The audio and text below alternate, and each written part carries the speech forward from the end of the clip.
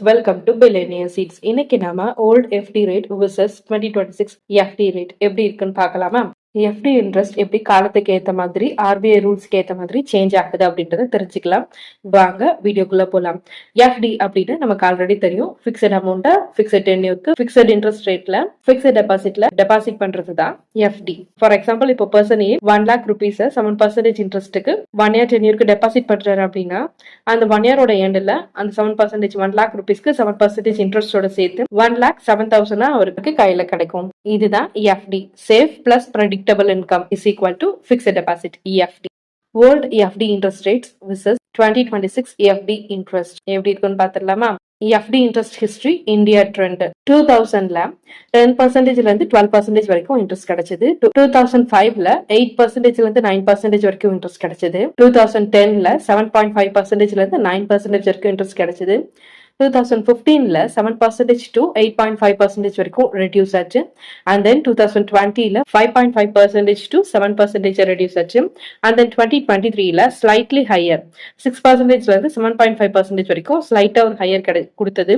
And then 2026ல 6.5% to 8% இப்போ வந்து ஃபைனலா நிக்குது.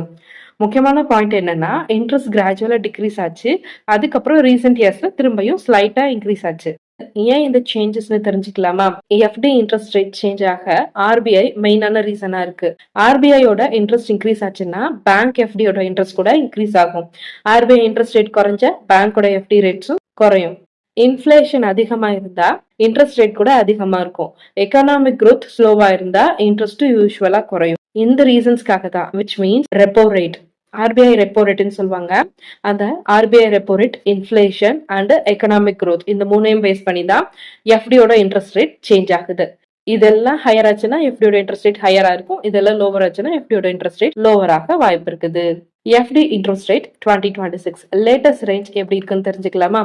2026ல பொதுவா இன்ட்ரெஸ்ட் ரேட் 1 year டென்யூருக்கு 6.5% to 7% வரைக்கும் அப்ராக்சிமேட்டா இருக்குது. அண்ட் 2 years டென்யூருக்கு 6.8% to 7.2% வரைக்கும் அப்ராக்சிமேட்டா இருக்குது. 3 years டென்யூருக்கு 7% to 7.5% வர அப்ராக்சிமேட்டா கிடைக்குது. அண்ட் 5 years டென்யூருக்கு 7% to 7.8% வரைக்கும் அப்ராக்சிமேட்டா கிடைக்குது. ஸ்மால் ஃபைனான்ஸ் பேங்க்னு எடுத்துக்கிட்டோம்னா அப் டு 8% வரைக்கும் இன்ட்ரெஸ்ட் ரேட் வரதுக்கு பாசிபிள் இருக்குது. சீனியர் சிட்டிசன்ஸ்க்கு எக்ஸ்ட்ரா 0.25%ல இருந்து 0.5% வரைக்கும் கிடைக்க வாய்ப்பு இருக்குது. ஒரு தோராயமான சிம்பிள் பேங்க் கம்பாரிசன் பார்த்துடலாமா? எஸ்பிஐ அரௌண்ட் 6.5% வரைக்கும் இன்ட்ரெஸ்ட் ரேட் இருக்கும். ஹெச்டிஎஃப்சில அரௌண்ட் 6.9% வரைக்கும் இன்ட்ரெஸ்ட் ரேட் இருக்கும். ஐசிஐசிஐல அரௌண்ட் 7.5% வரைக்கும் இன்ட்ரெஸ்ட் ரேட் இருக்கு. ஆக்சிஸ் பேங்க்ல அரௌண்ட் 7% வரைக்கும் இன்ட்ரெஸ்ட் ரேட் இருக்கு. ஐடிஎஃப்சி ஃபர்ஸ்ட் பேங்க்ல அரௌண்ட் 7.25% வரைக்கும் இன்ட்ரெஸ்ட் ரேட் இருக்கு. ஸ்மால் பினான்சியல் பேங்க்ல ஜனா பேங்க் அப் டு 8% வரையும் கொடுக்குறாங்க. உஜ்ஜீவன் பேங்க் அரௌண்ட் 7.8% வரையும் கொடுக்குறாங்க. ஈக்விட்டாஸ் பேங்க்ல அரௌண்ட் 7.75% வரைக்கும் இன்ட்ரெஸ்ட் ரேட் கொடுக்குறாங்க. அதிக interest rate usually small financial bank தருவாங்க. இது ஒரு ரியல் லைஃப் கம்பாரிசன் வச்சு பார்த்துடலாமா? Old versus now. 1 lakh amount எஃப்டில இன்ட்ரெஸ்ட் ரேட் 9%க்கு டெபாசிட் பண்றாங்க. 1 year இன்ட்ரெஸ்ட் தானே. ஸோ 1 year எண்ட்ல 9,000 rupees அவங்களுக்கு இன்ட்ரெஸ்டா மட்டுமே கிரெடிட் ஆகுது. இதே 2026ல அதே 1 lakh அமௌண்ட் அதே 1 year டென்யூருக்கு இன்ட்ரெஸ்ட் ரேட் 7%க்கு டெபாசிட் பண்றாங்க. அந்த 1 year எண்ட்ல அவங்களுக்கு 7,000 rupees இன்ட்ரெஸ்ட் அமௌண்ட் மட்டும் கிரெடிட் ஆகுது. 2,000 டிஃபரன்ஸ் இருக்குது. Difference 2,000 rupees. 2,000 நம்மளுக்கு கம்மியா கிடைக்குது. இது லாங் டேர்ம் எஃப்டின்னு எடுத்துக்கிட்டோம் அப்படின்னா 2010ல 2 lakhs rupees 5 years டென்யூருக்கு டெபாசிட் பண்ணிருந்தோம் அப்படின்னா டோட்டலா மெச்சூரிட்டி அமௌண்ட் நமக்கு 3,08,000 rupees நமக்கு கையில கிடைச்சிருக்கும். இதே same 2 lakhs rupees same 5 years டென்யூருக்கு நம்ம 2026ல டெபாசிட் பண்ணிருந்தோம் அப்படின்னா 7.5% இன்ட்ரெஸ்ட் ரேட்டோட நமக்கான மெச்சூரிட்டி அமௌண்ட் அப்ராக்சிமேட்டா 2,89,000 கிடைச்சிருக்கும். டிஃபரன்ஸ் 19,000. இன்ட்ரெஸ்ட் ரேட்ல எவ்வளவு டிஃபரன்ஸ் இருக்குது. இன்னமும் நான் எஃப்டில இன்வெஸ்ட் பண்றது நல்லதா அப்படின்னு கேட்டீங்கன்னா எஸ். ஏன்னா safest investment and short term goal, risk avoid செய்ய விரும்புறவங்களுக்கு அண்ட் தென் எமர்ஜென்சி ஃபண்ட் வச்சிருக்கணும் அப்படின்றவங்களுக்கெல்லாம் எஃப்டி ப்ரிஃபரபிளி குட். ஏன்னா எஃப்டில ஒரு சில அட்வான்டேஜஸ் இருக்குது. கேபிட்டல் சேஃபா இருக்கும், ஃபிக்ஸட் ரிட்டர்ன்ஸ் கிடைக்கும், easy to open and flexible டென்யூரும் இருக்குது, லோன் ஃபெசிலிட்டியும் கூட அவைலபிளா இருக்கும். எஃப்டியை பேஸ் பண்ணி நம்ம லோன் அகேன்ஸ்ட் எஃப்டியும் வாங்கிக்கலாம். எமர்ஜென்சி வந்தா எஃப்டியை பிரேக் பண்ணணும்னு அவசியம் இல்லை. எஃப்டியை கணக்கு காட்டி நம்ம லோன் அகேன்ஸ்ட் எஃப்டில நம்ம லோனுமே எடுத்துக்கலாம். Smart tips before opening FD.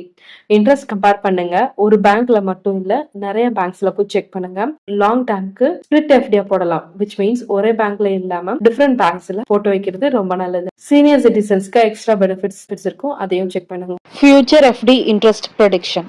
எக்ஸ்பர்ட்ஸோட expectations என்னவா இருக்குதுன்னா, ஃபியூச்சர்ல எஃப்டி இன்ட்ரெஸ்ட் 6.5% இருந்து 8% வரைக்கும் இருக்கலாம் அப்படின்ற மாதிரி சொல்றாங்க. பிகாஸ் ஆர்பிஐ பாலிசி சேஞ்ச் ஆனா இன்ட்ரெஸ்ட் ரேட்டும் சேஞ்ச் ஆகும். ஃபைனலி ஓல்டு எஃப்டி டைம்ல இன்ட்ரெஸ்ட் அதிகமா இருந்தது. இப்போது உள்ள எஃப்டி டைம்ல இன்ட்ரெஸ்ட் கொஞ்சம் ஸ்லைட்லி கம்மியா தான் இருக்குது. ரிஸ்க் அவாய்ட் பண்ணணும்னு விரும்புறவங்க நல்ல எஃப்டி இருக்கிற பேங்க் சூஸ் பண்ணுங்க. ஃபர்ஸ்ட் அதுக்கு மல்டிபிள் பேங்க்ஸை போய் அப்ரோச் பண்ணுங்க. லைக்லி போஸ்ட் ஆஃபீஸையும் போய் அப்ரோச் பண்ணுங்க. எல்லாத்தையும் செக் பண்ணுங்க. இன்ட்ரெஸ்ட் ரேட் அண்ட் டென்யூர் எல்லாத்தையும் செக் பண்ணுங்க. எல்லாத்தையும் கரெக்டா செக் பண்ணி வெரிஃபை பண்ணிட்டு இன்வெஸ்ட் பண்றது நல்லது. அண்ட் தென் ஒரே பேங்க்ல ஓவரால் எல்லா அமௌண்ட்டும் இன்வெஸ்ட் பண்ணாம மல்டிபிள் பேங்க்ஸை ஸ்பிளிட் பண்ணி போடுறது இன்னுமே பெட்டரா இருக்கும். இந்த வீடியோ உங்களுக்கு யூஸ்ஃபுல்லா இருந்ததுன்னா வீடியோக்கு ஒரு லைக் கொடுங்க. நம்ம சேனல் சப்ஸ்கிரைப் பண்ணி பக்கத்தில் இருக்க பெல் ஐக்கான் கிளிக் பண்ணி வச்சுக்கோங்க. அப்போதான் அடுத்தடுத்த அவேர்னஸ் வீடியோ உங்களுக்கு உடனுக்குடன் வந்து சேரும். நெக்ஸ்ட் வீடியோல பார்க்கலாம். பாய்.